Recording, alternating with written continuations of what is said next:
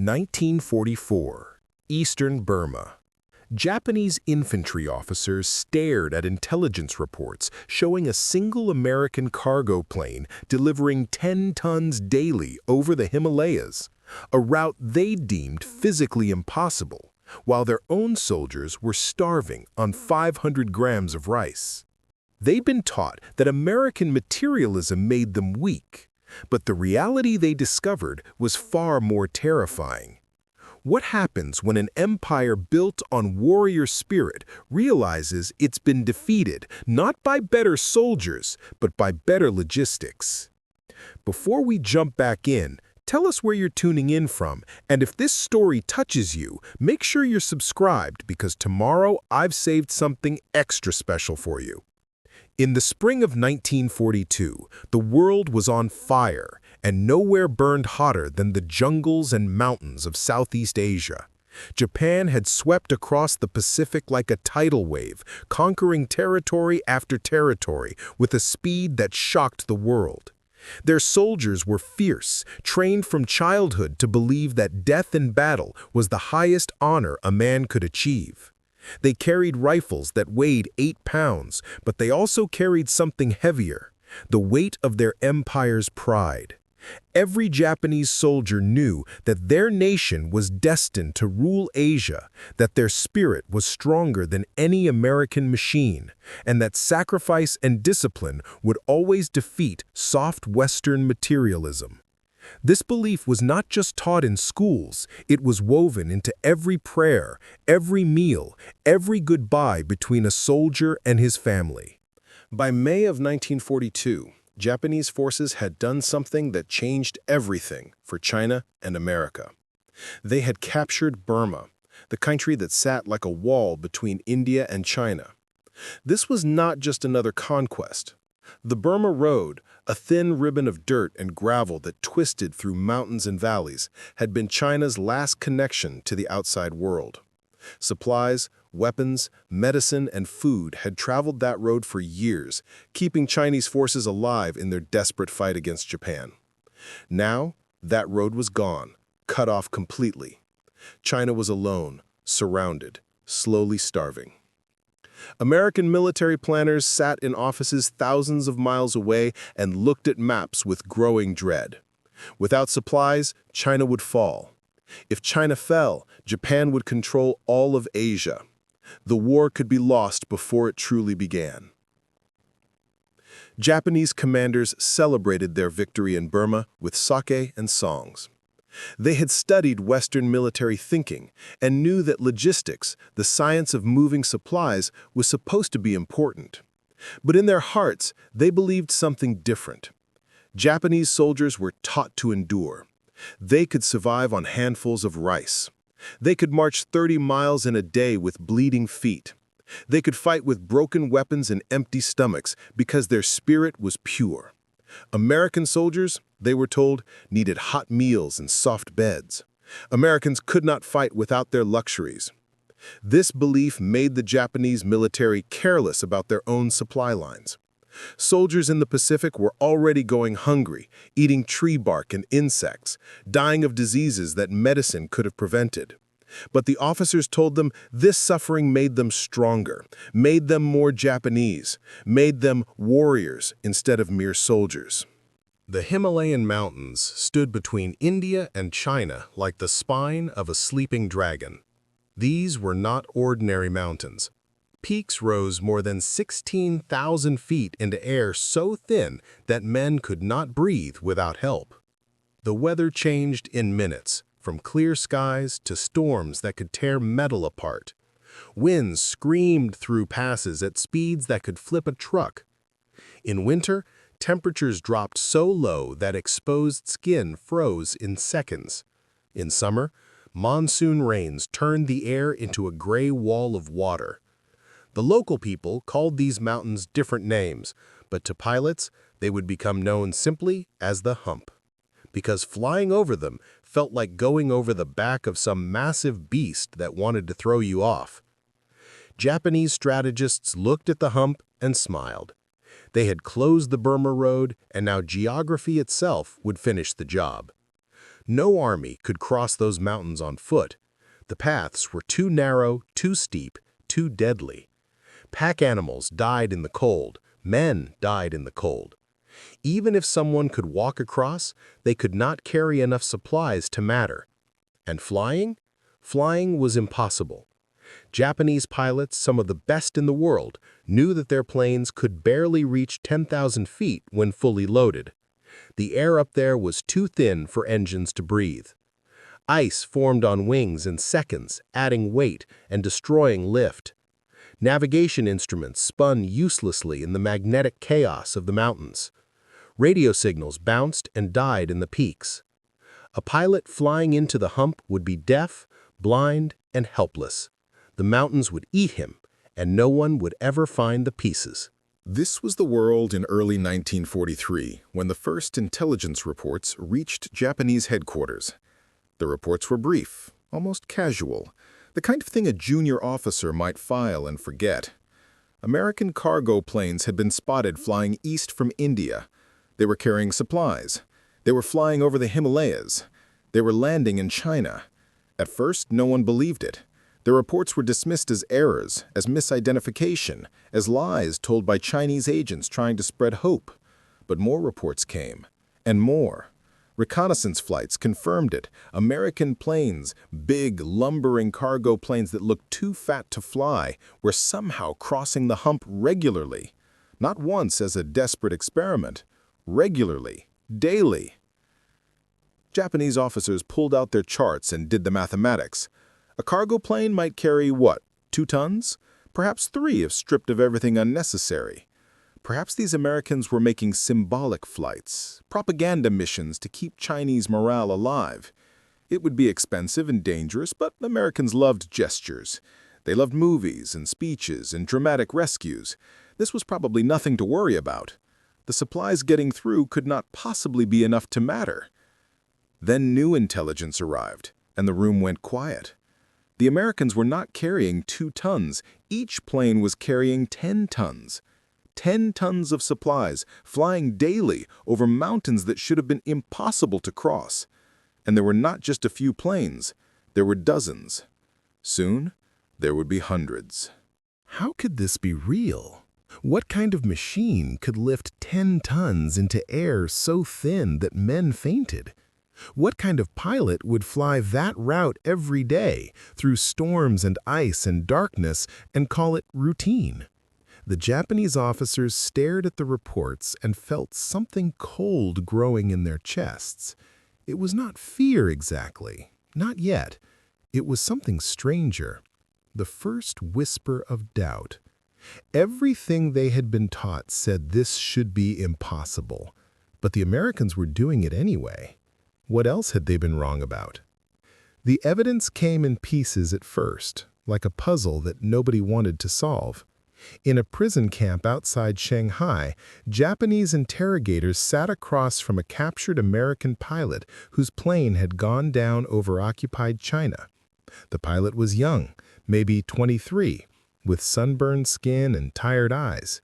He wore a leather jacket that looked thicker and better made than anything the Japanese officers had seen. When they searched his belongings, they found things that made no sense. A chocolate bar. Not the bitter, waxy substitute that Japanese soldiers received once a month if they were lucky, but real chocolate, smooth and sweet, wrapped in paper that advertised a brand name like it was something you could just buy in a store. There were photos, too.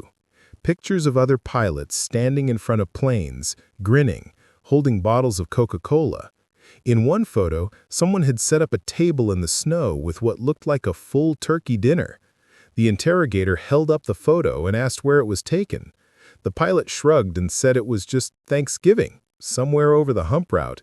Just Thanksgiving, as if flying a feast over the highest mountains in the world was normal. More prisoners arrived as the months went on, and each one brought new pieces of impossible information. One navigator carried a manual that described oxygen systems built into every cargo plane. The Japanese had experimental oxygen equipment, but it was rare, reserved for test pilots and elite units.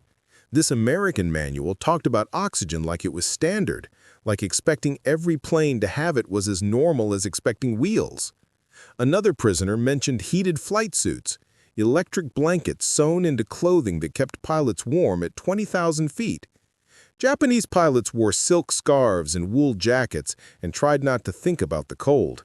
They were supposed to endure it. Endurance built character. But these Americans had simply solved the problem with engineering, as if suffering was optional, as if comfort was a tactical advantage rather than a moral weakness. The interrogators compiled their reports and sent them up the chain of command. In Tokyo, analysts spread the documents across tables and tried to make sense of what they were reading. One report detailed the cargo manifest from a single downed plane. 10 tons was accurate. But 10 tons of what? The list seemed designed to insult them. Medical supplies enough to stock a hospital, spare parts for trucks and jeeps, 50 drums of aviation fuel, 300 pounds of coffee. Coffee!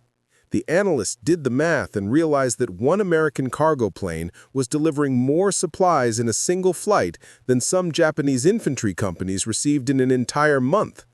They checked the math again, certain they had made an error. The numbers did not change. Field reports made it worse. Japanese soldiers who had overrun a Chinese airfield found American supply dumps that looked like department stores. Crates stacked in neat rows, each one labeled with contents and destination. There were warehouses full of canned food, vegetables and fruits, and meat that would last for years. There were entire pallets of cigarettes, not the harsh tobacco that Japanese soldiers rationed carefully, but smooth American brands in colorful packs. One soldier found a crate marked as ice cream powder. Ice cream, in the middle of a war, in China, delivered by airplane over the Himalayas. The soldier showed it to his sergeant, and the sergeant ordered him to stop talking about it. Some truths were too dangerous to speak aloud. The technical reports were perhaps the most disturbing.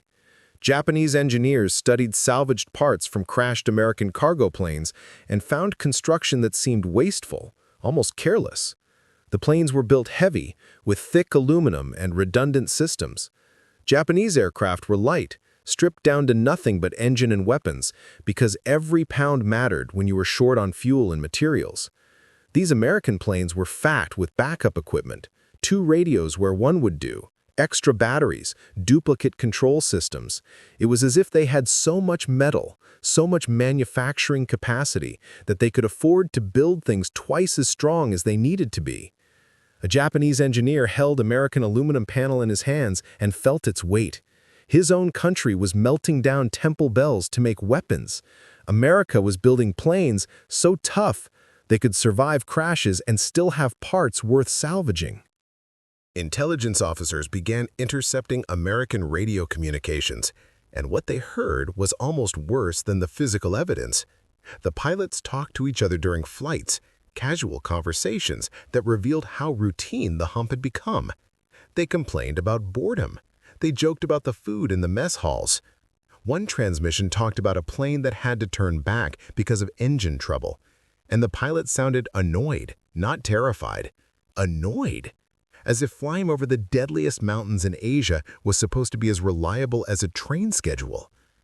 Another intercept caught pilots discussing their rotation schedules. How many missions until they could go home? How many days until their next leave? Leave? Japanese pilots flew until they died. There was no rotation, no going home. You served until the war ended or you ended. The concept of a leave schedule, of treating combat flying like a regular job with time off, was alien and disturbing.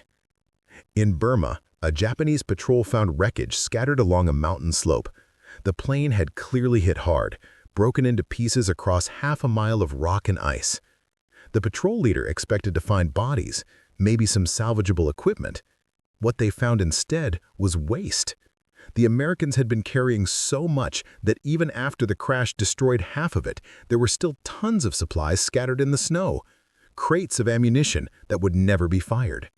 Medical kits are still sealed in waterproof bags. Food enough to feed the patrol for a month, just lying there, ruined. The patrol leader wrote in his report that the wreckage represented more material than his entire battalion had received since landing in Burma. And this was just one plane, one crashed plane. The Americans called this route the Aluminum Trail because so many planes had gone down that their wreckage marked the path. They were losing aircraft regularly, and they kept flying anyway, kept sending more, as if planes and supplies were infinite, as if loss was just a cost of doing business. Lieutenant Tanaka sat in his office in occupied Shanghai with a stack of reports that he no longer wanted to read. He was a logistics officer, which meant his job was to count things, to track supplies, to make sure that Japanese forces had what they needed to keep fighting. For 3 years, he had done this work with pride, believing that Japanese discipline and spirit could overcome any shortage. He had written reports explaining how soldiers could survive on smaller rations, how they could march farther with less equipment, how their superior willpower made them stronger than soft Americans who needed constant comfort. He had believed every word. Now, in the summer of 1944, sitting alone with intelligence reports spread across his desk like accusations, he was not sure what he believed anymore. Preparing and narrating this story took us a lot of time, so if you're enjoying it, subscribe to our channel. It means a lot to us. Now back to the story. The numbers told a story that his training said was impossible. In the past month, American cargo planes had flown more than 3,000 missions over the Hump. 3,000 missions. Each plane carried an average of 10 tons. Tanaka did the mathematics slowly, checking his work twice because the answer seemed wrong. 30,000 tons of supplies delivered to China in a single month. He compared this to his own reports. The entire Japanese military operation in Burma, with all its soldiers and bases and warehouses, had received 40,000 tons in the past 3 months combined. The Americans were delivering almost as much every month using nothing but airplanes, flying over mountains, as if physics and weather were merely suggestions they could choose to ignore. Tanaka pulled out another report, one that he had tried to file away and forget. It was a detailed analysis of American industrial production, compiled from multiple sources, each one verified and cross-checked. The numbers were staggering. America was producing one new cargo plane every hour. Every single hour of every single day, a new plane rolled out of a factory somewhere in that vast country. Japan's best aircraft factories, working at full capacity, could build perhaps 20 planes per week. The Americans were building 24 planes per day. Tanaka sat back in his chair and stared at the ceiling. How do you fight an enemy who builds in hours what takes you weeks? How do you win when they can lose 100 planes and simply build 100 more the next week? He thought about his own soldiers, the men he was supposed to keep supplied. They were hungry. Not the noble hunger of warriors choosing to endure, but the desperate hunger of men whose supply lines had failed. Yesterday, he had received a request for medicine, a simple request. 20 soldiers had dysentery, and the field hospital needed basic drugs to treat them. Tanaka had looked through his inventory and found nothing to send. The medicine had been promised 3 weeks ago, but the convoy had been attacked and the supplies had been lost. He had written back to the field commander with suggestions about boiling water and rationing food more carefully. 2 of the soldiers had died this morning. Meanwhile, intelligence reported that American field hospitals in China had penicillin, a miracle drug that could cure infections that Japanese doctors could only watch kill their patients. The Americans had so much penicillin that they used it freely, giving it to anyone who needed it, even civilians sometimes. Tanaka opened his personal journal, something he was not supposed to keep but did anyway. He wrote in careful characters, knowing that what he was about to put on paper was dangerous. "We were told that Americans were weak," he wrote. "We were told that their love of comfort and material things made them inferior soldiers, that they would collapse when faced with hardship. But I understand now that we were taught a lie. Or perhaps we taught ourselves a lie, because the truth was too frightening to face. The Americans are not weak. Their strength is different from ours, but it is strength nonetheless. They have built a machine, an industrial system so powerful that it can supply armies across oceans and over mountains that should be impossible to cross. While our soldiers dig roots from the ground to survive, American soldiers receive fresh bread delivered by airplane. This is not weakness. This is a different kind of war, one that we are not prepared to fight. He paused, his brush hovering over the paper, ink dripping slowly. The next thought was even more dangerous, but he wrote it anyway. We worship the spirit of the samurai, the willingness to die for honor. Americans worship the factory, the assembly line, and the efficiency of production. Both require discipline. Both require sacrifice. But only one can feed an army. Only one can keep soldiers alive long enough to fight. We have been fighting with philosophy, while they fight with mathematics. A hungry soldier with perfect spirit is still just a hungry soldier. He will die bravely, but he will die. Tanaka remembered a conversation from earlier in the war, before the victories had stopped coming. He had been at a dinner with other officers, and someone had made a joke about American soldiers needing ice cream to fight. Everyone laughed. Ice cream was the perfect symbol of American softness, of their inability to suffer, of their moral weakness. Now Tanaka knew that American supply planes really did carry ice cream powder to bases in China, but he understood it differently now. The ice cream was not a sign of weakness. It was a message. It said, we have so much industrial capacity, so many ships and planes and factories that we can afford to deliver ice cream over the Himalayas. We can give our soldiers dessert in the middle of a war because we are that strong. What are you going to do about it? The ideological structure that Tanaka had lived inside his entire life was cracking. He had been taught that material things did not matter, that spirit and will were supreme. But spirit could not fly over mountains. Will could not manufacture medicine. Discipline could not create food from air. The Americans had found a different path to power, one that Japan had dismissed as beneath them, as unworthy of true warriors. They had built their strength in factories and universities and research laboratories. They had made logistics into a science, supply chains into weapons. And Japan, for all its warrior pride, had no answer to it.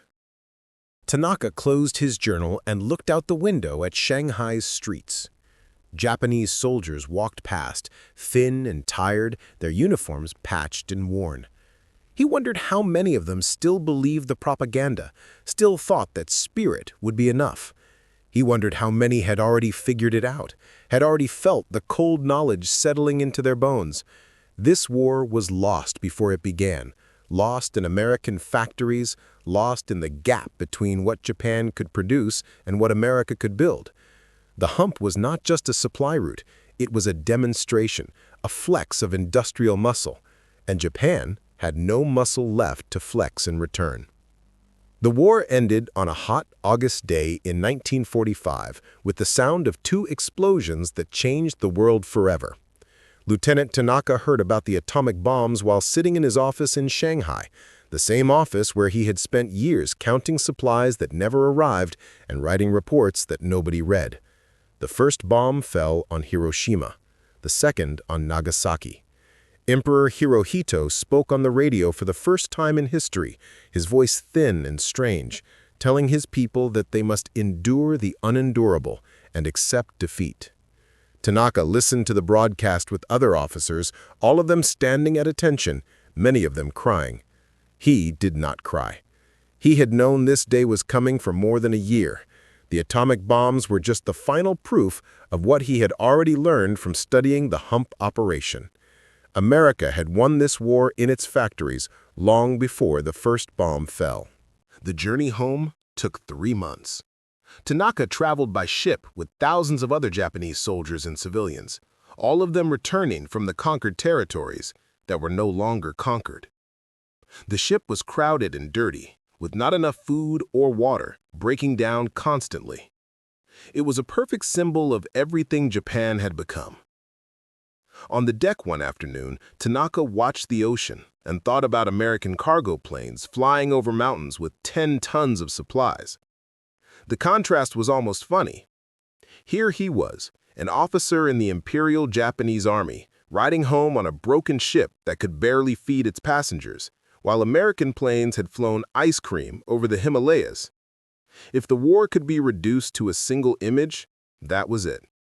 Ice cream versus broken ships. Assembly lines versus warrior spirit.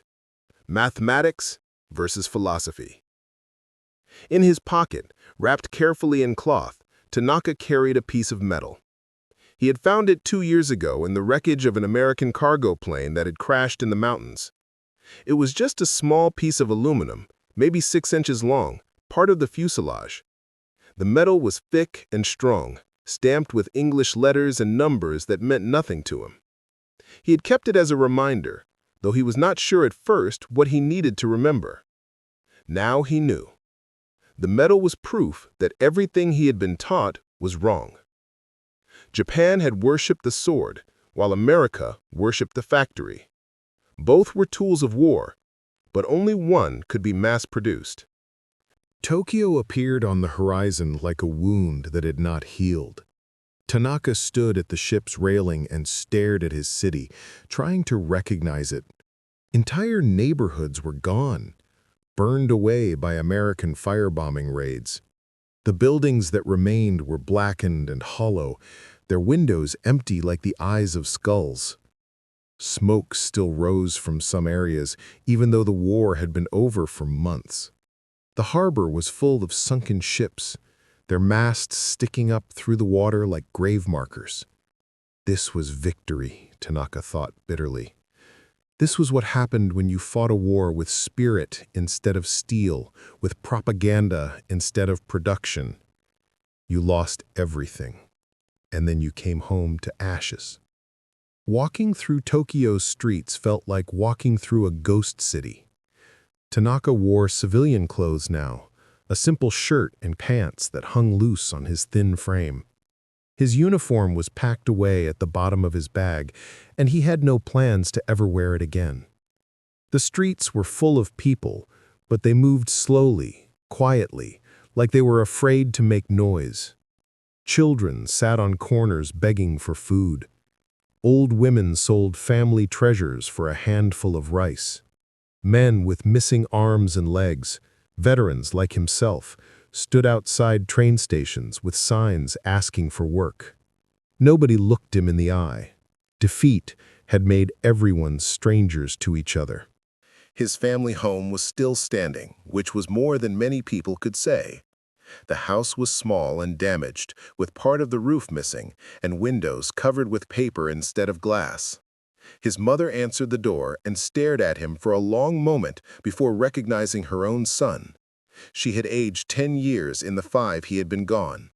Her face was thin, her hair more gray than black. She pulled him inside and held him without speaking, and Tanaka felt something break inside his chest. She did not ask about the war. She did not ask if he had fought bravely or served with honor. She only asked if he was hungry. He said yes, and she brought him a bowl of watery soup with a few pieces of sweet potato floating in it. This was dinner for the whole family. His father and younger sister sat at the table and watched him eat, and nobody mentioned that they were giving him their portions. This was what Japan had been reduced to. Families starving in silence, pretending it was normal. That night, lying on a thin mat in his old room, Tanaka thought about the last meal he had seen American pilots eat. It was in a photograph taken from a captured airman, a picture of a mess hall somewhere in India where the Hump flights originated. The tables were covered with food, plates of meat and vegetables and bread, cups of coffee and juice, men sitting and eating and talking, casual and relaxed, as if this abundance was normal. Tanaka had studied that photograph for hours, trying to understand what it meant. Now, lying in the dark with his stomach still empty despite the soup, he understood perfectly. That photograph was not propaganda. It was not staged. That was just how Americans ate, even during a war, even while flying the most dangerous supply route in the world. They had so much that they could feed their soldiers like kings and still have enough left over to complain about the food. In the months that followed, Tanaka looked for work. His military experience was worthless now, possibly even a mark against him. Nobody wanted to hire former officers who had lost the war. He took a job at a small trading company, doing paperwork and inventory. The work was boring and paid almost nothing, but it kept him alive.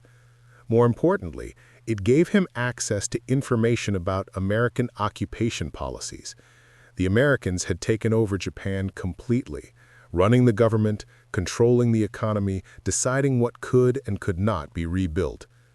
Tanaka expected them to be cruel, to grind Japan into the dirt as punishment for the war. Instead, they brought food, shiploads of food, distributed through relief programs to keep the population from starving. They brought medicine. They brought materials to rebuild infrastructure. And they brought their businesses, their factories, their way of organizing production. Tanaka watched all of this with the eyes of someone who had already learned the lesson. The Americans were not being kind. They were being practical. A starving Japan would be unstable, dangerous, possibly vulnerable to communism. A fed Japan could be rebuilt as an ally, a trading partner, a buffer against the Soviet Union. It was the same logic that had driven the Hump operation. Spend resources now to achieve strategic goals later. Think in systems, not in individual battles. Build supply chains that could sustain operations indefinitely. The Americans were applying industrial thinking to peace the same way they had applied it to war, and it was working. He began studying American business methods obsessively. He read translated books about factory management, about efficiency, about quality control. He learned about a man named Frederick Taylor, who had broken down work into measurable steps. He learned about Henry Ford in the assembly line, how making things faster and cheaper could change the world. These were not secrets. The Americans published this information freely, taught it in universities, shared it with anyone who wanted to learn. This openness itself was a kind of power. Japan had hoarded military secrets and lost. America shared industrial knowledge and won. There was a lesson in that. Years passed.